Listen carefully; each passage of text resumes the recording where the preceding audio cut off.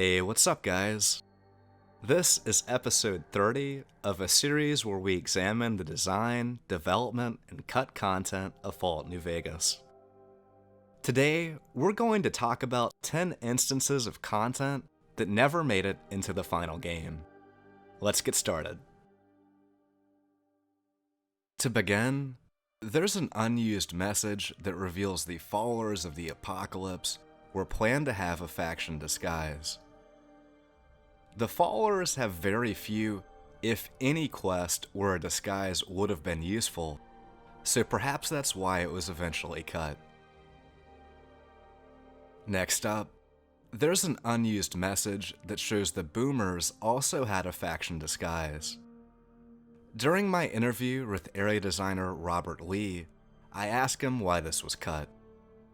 The Boomers are a small, tight-knit community that would immediately recognize the character as an outsider, so it didn't make sense to have a disguise. The Doggie Treat is one of the rarest items in New Vegas and only appears in a few locations. It's a useless, miscellaneous item in the final game, but it was intended to be much more interesting. An unused script shows the Doggie Treat would have dealt fatigue damage to dogs, like knocking out an NPC with a boxing glove. This item, in conjunction with sniffer dogs, would have added an entirely new level to stealth when disguised in a hostile area.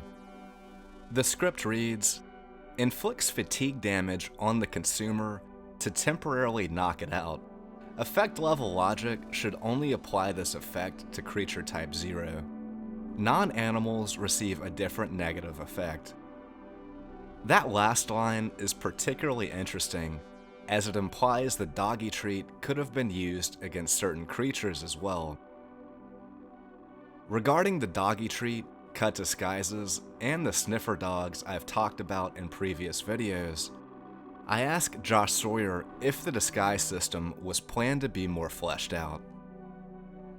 I don't think I ever intended it to be that much more fleshed out. Please understand that the solution we used was handled entirely, if I recall correctly, through scripting, i.e. without programming support. That limited what we could do with the system. The basic thinking is that we had a lot of outfits in the game, many of which were uniforms or uniform-like, and since almost everyone in the major factions is human, the courier should have a chance to sneak around in those outfits. Dogs can see through disguises, and certain other units were intended to as well, e.g. Legion Explorers. Because of the lack of programming support, I think we stuck with dogs as the sole sniffers, because the player could easily identify dogs in any faction, as opposed to figuring out which special units in a faction could see through disguises via trial and error. Honestly, if we had code support now, the only things I would change would be to use a system more like the new Hitman games. When you put on a disguise, sniffer characters would get a small, unobtrusive UI element to indicate their ability to see through the disguise. If they are facing you and get within a certain range, that UI element would change over time, indicating growing suspicion until it flipped over to an investigative/confrontational or hostile AI state.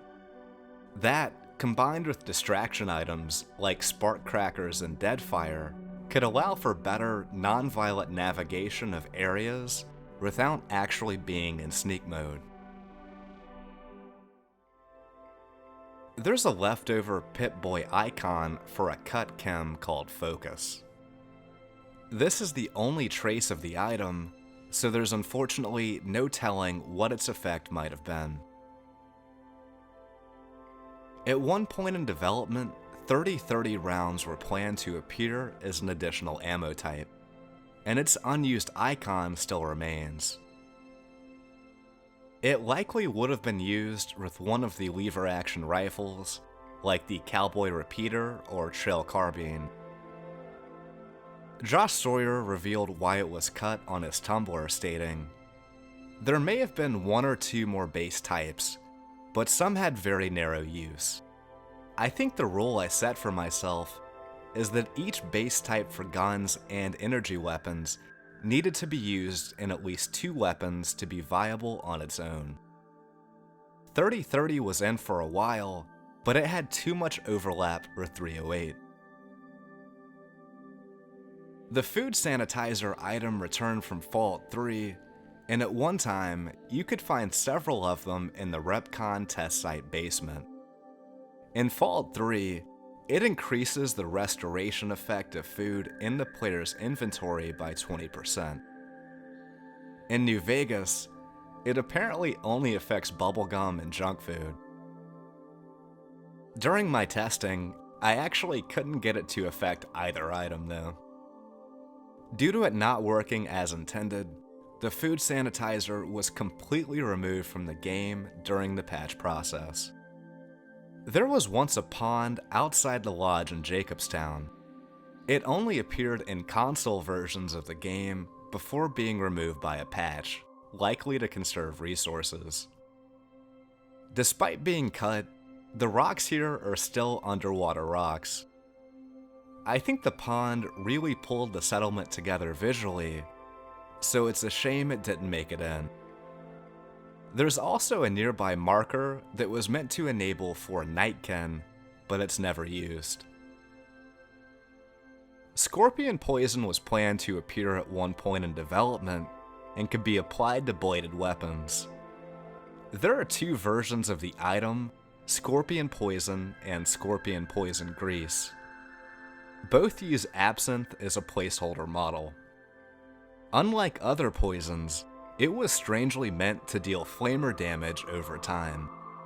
Unfortunately, neither poison functions properly. Floaters or flatworms mutated by the FEV virus, and they appeared as some of the most terrifying enemies in Fallout 1 and 2. While they didn't make it into New Vegas, there are still 3 unused variations of them: the floater budding, and floater evolved. Unfortunately, all 3 use the centaur model as a placeholder. Josh Sawyer revealed why they were cut in a Tumblr post. "I think floaters are cool critters in the Fallout universe, but like centaurs, they have really weird bodies that require unique animation rigs. From an animation perspective, limbless flying things tend to be really cheap, usually. Human-like bipeds are cheap, quadrupeds aren't too bad. Once you start getting into creatures with multiple heads, snake bodies, tentacles, etc., they get really expensive. If I recall correctly, we talked about having floaters, but we just didn't have the animation time for them. Their appearance was also at least considered for Fallout 3. The late great concept artist Adam Adowicz sketched these awesome versions of the creature. Sadly, we never got to see his vision of the floater realized. There's an unused script for a stealth check in Goodsprings. If the player had a skill of 25 in stealth, they would have avoided a pack of dogs. With a lower skill, the dogs would have been alerted and attacked the player. It would have warned the player, "Uh-oh, player is not sneaky enough, here come the dogs." It's possible this was an early stealth tutorial that was later replaced with the Sunny Smiles quest, or perhaps it was originally a part of that quest. While many of these additions are minor on their own, together, they would have made New Vegas into an even better game.